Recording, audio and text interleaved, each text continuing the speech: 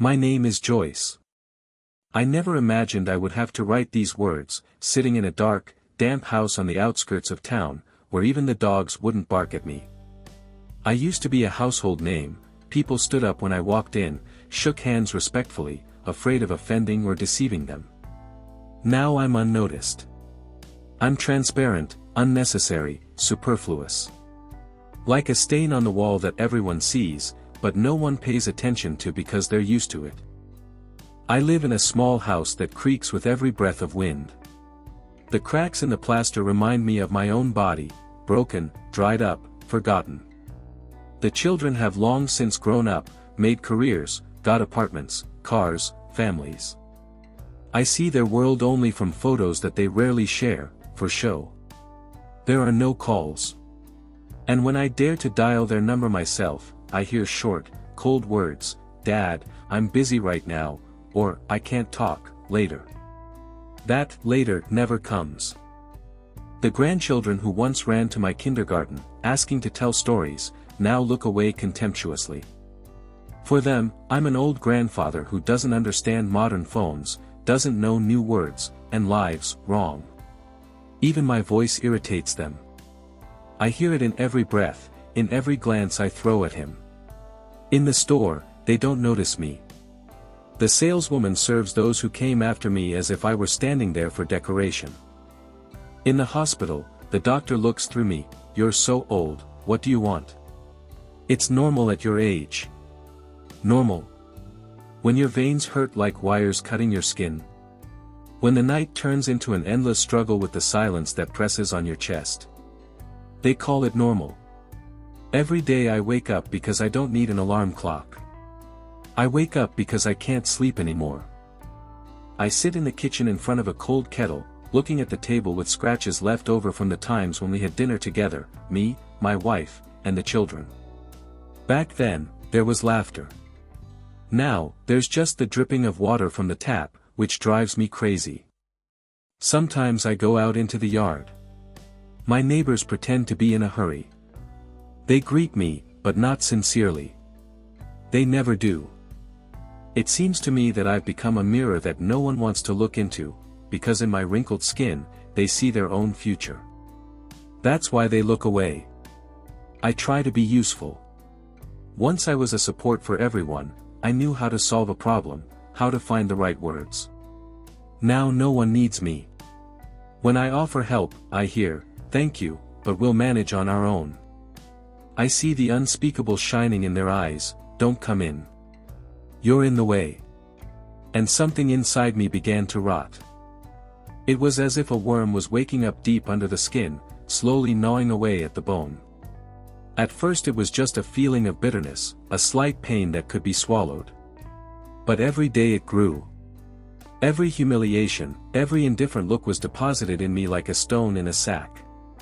And this sack became heavier and heavier. I began to write a diary. At first it was random lines, dates, memories, a few words about how the day had passed. But gradually I realized, these were not just words. This was testimony. This was proof that I lived, that I was heard, that I saw and remember. And when they finally try to erase me, paper will remain. But paper will not replace justice. And when I look in the mirror, I see not only an old man with trembling hands. I see eyes. The same eyes that once signed contracts, broke other people's plans, fought for business and won. Then they feared me. Then they respected me.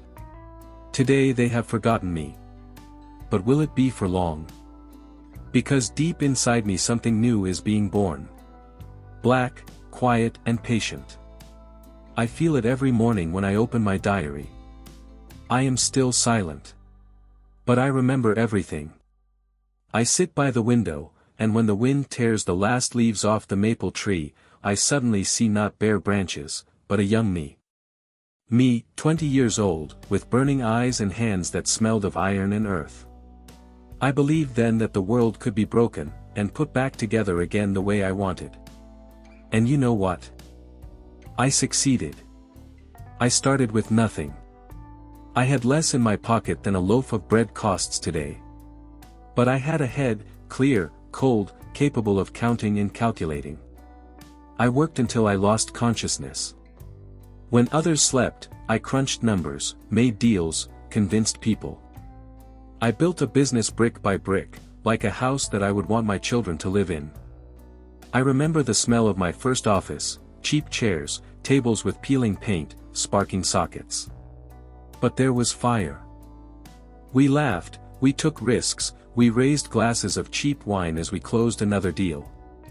And step by step I grew. I knew how to persuade.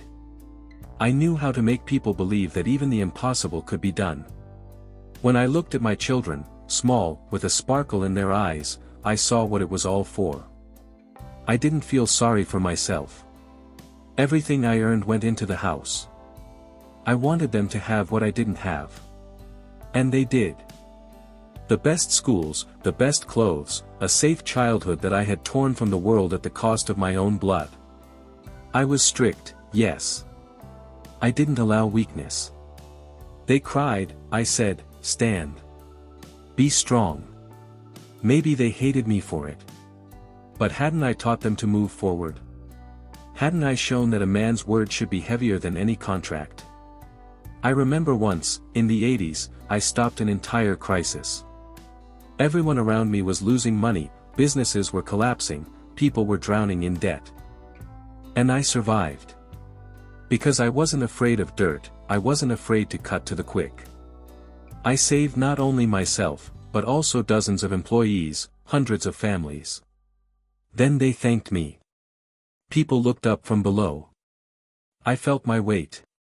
And now? The same children to whom I gave a life without pain look at me as if I were a burden. I created a future for them, and they closed the door on me. I hear impatience in their voices, you've already done everything.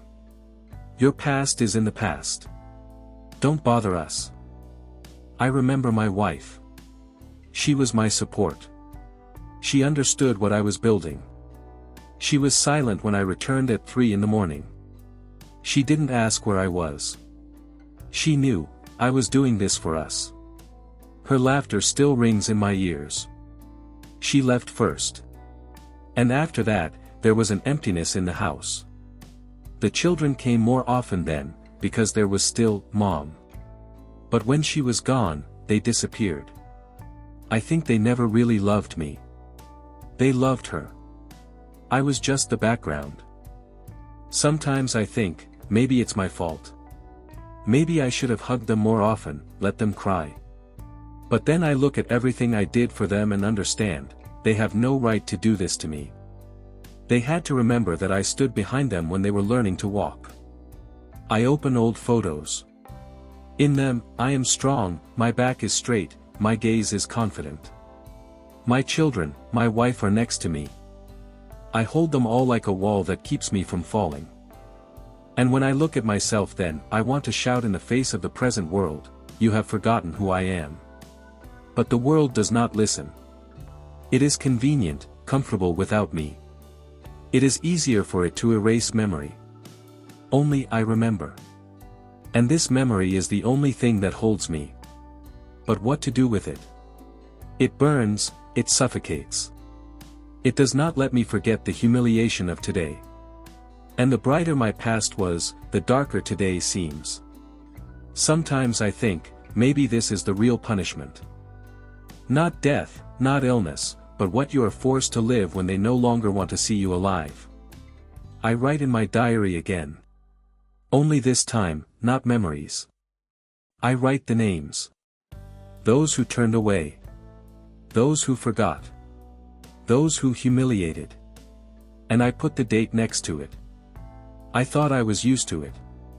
That there was no pain that could break me after the wars I had experienced in business, after the death of my wife. But it turned out that the real blows were not inflicted by enemies. They were inflicted by your own. Those you fed, raised, and pulled up. Last month, I dared to ask my son to help with the roof. The rain was pouring through the old tiles, and I no longer had the strength to climb up. He listened to me silently, with the phone in his hand, and replied, "Dad, I'm busy right now. Call the master." I swallowed the words. I remember how I used to pick him up in my arms when he fell in the yard. I was his master, his protector. And now I'm just an expense item that he doesn't have time to pay attention to. My daughter came to visit once. Not alone, with her husband and children. They sat down at the table as if they were doing their duty. I made borscht, the same one they loved as children. But no one ate. They gulped quickly, silently, looking at their phones. And then my granddaughter, thin and arrogant, said with a crooked smile, "Grandpa, why does it always smell so old here?" Her mother laughed instead of stopping me. Laughed. A wave of emptiness hit my chest that I almost suffocated. And the doctor? I came to the clinic with heart complaints. He didn't even look up from his papers. He cut off in a dry tone, "You're 79. At this age, everyone experiences heart problems. Next." I sat there as if I'd been slapped in the face. Didn't I pay taxes? Didn't I build a factory that gave jobs to hundreds? Now I'm just a line that can be brushed aside. Each little thing like that is like a little death. And they accumulate. When I go to bed, I see them all before me. The frankness of their indifferent eyes, the contemptuous smiles. They don't understand. I write everything down. Now the diary contains not only dates. There are names. There are phrases torn from my memory like wounds. "It stinks of old age. Call a handyman.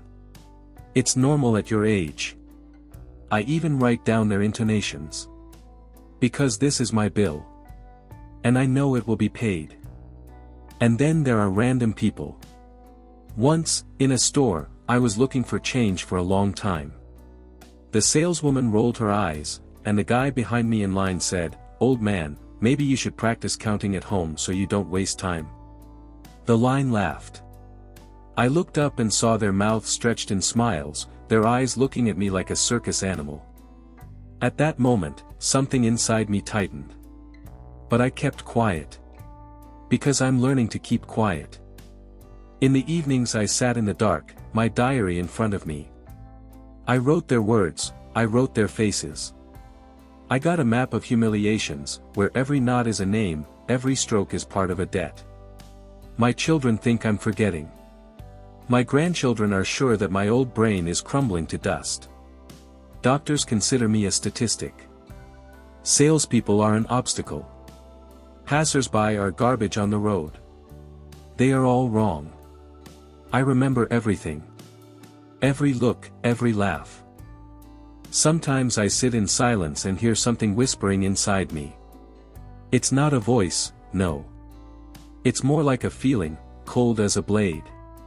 It says, "You'll remember yourself again." I wondered for a long time if it was my fault.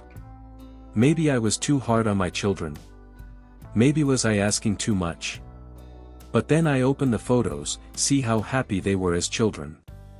And I understand, they got everything. It's just easier for them to forget than to repay the debt. And I won't forget. The diary becomes my only friend. I write in it in the evenings, at night, when my heart beats unevenly. I know that these entries are not accidental. These are not just memories. This is a plan.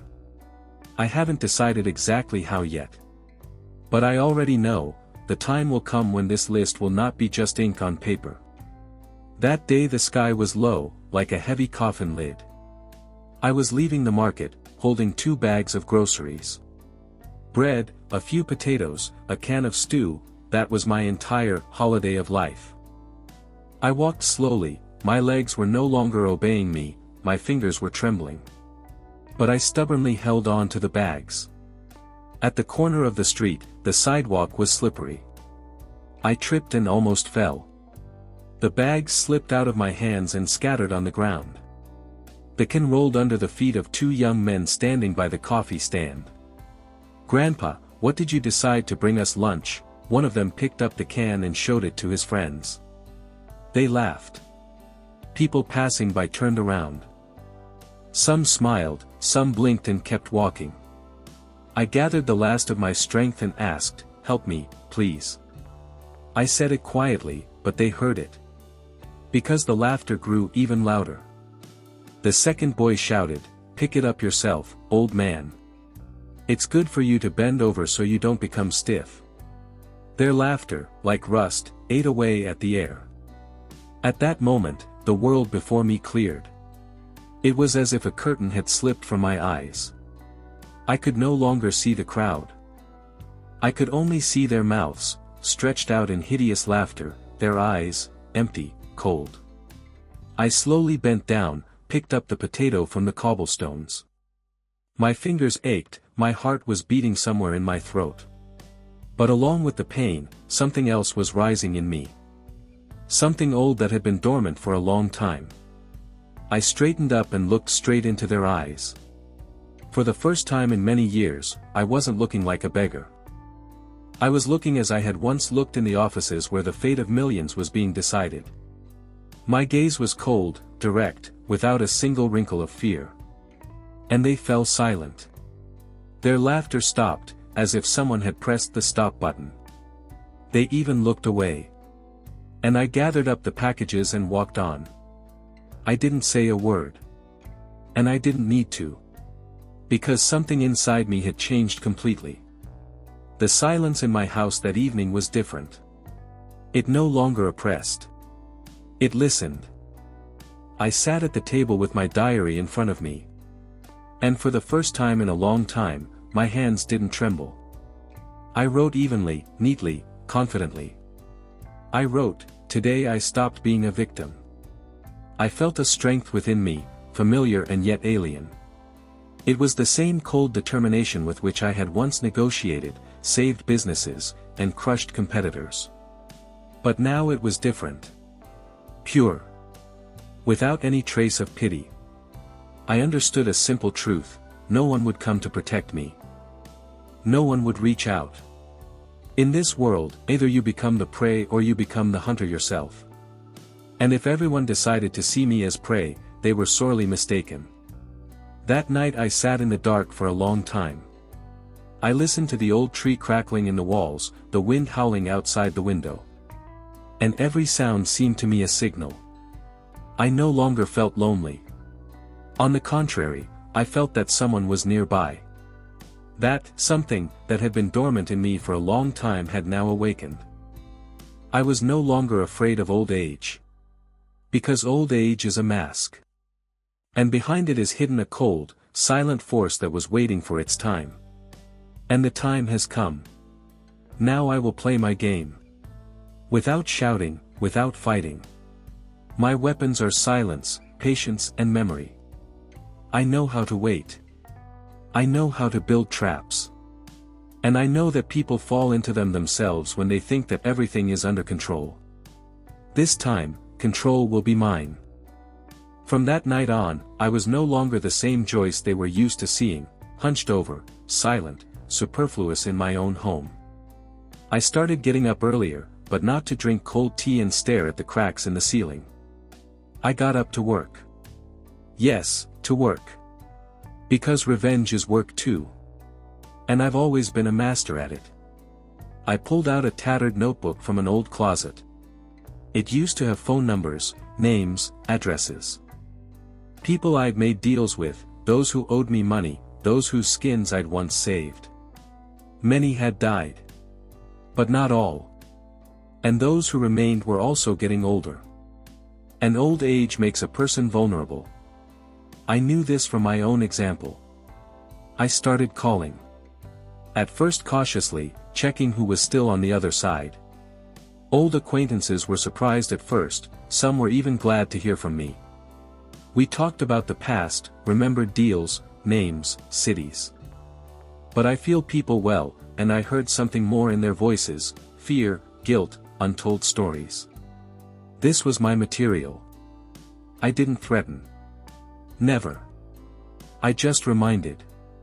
Light words that seemed to mean nothing. Do you remember 1992? It was hot then.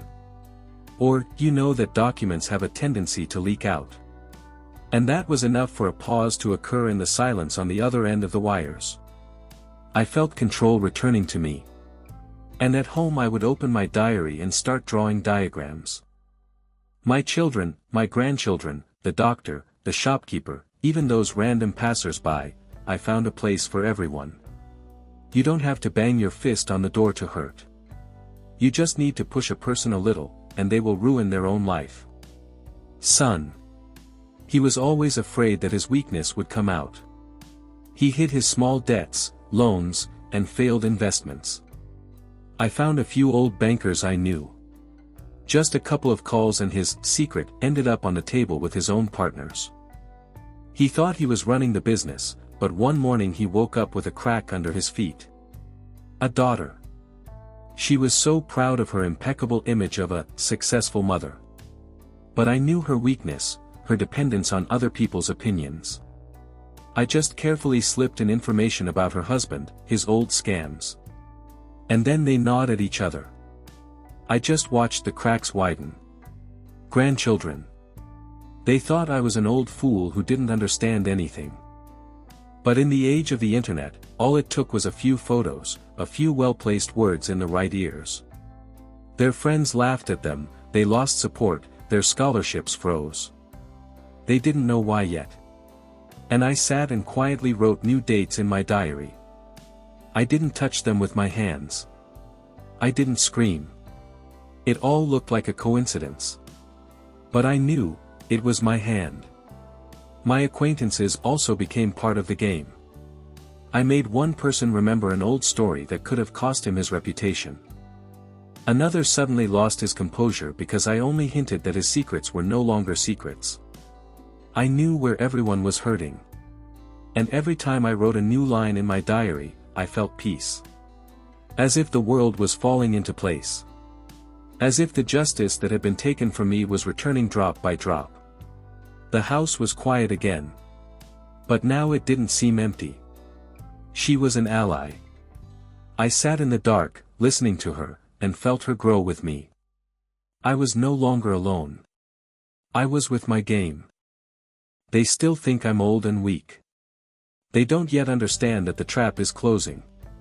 And I'm not in a hurry. Because the greatest pleasure is watching them weave their own noose. And when they finally understand who was behind it, it will be too late.